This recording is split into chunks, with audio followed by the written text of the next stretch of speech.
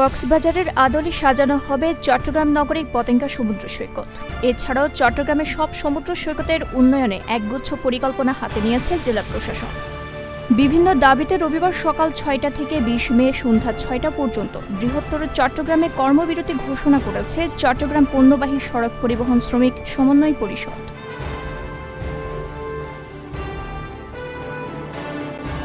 জাহাজে মাছ আনলোড করার সময় কর্ণফুলী নদীতে পড়ে শফিন নামের এক শ্রমিক নিখোঁজ।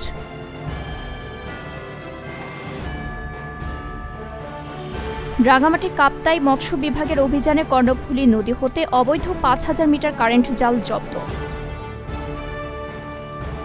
চট্টগ্রাম প্রকৌশল ও প্রযুক্তি বিশ্ববিদ্যালয়ের ৮ শিক্ষার্থী চুয়েটের কেয়ার প্রকল্পের আওতায় বৃত্তি নিয়ে যাচ্ছেন নরওয়ের এগডার বিশ্ববিদ্যালয়ে।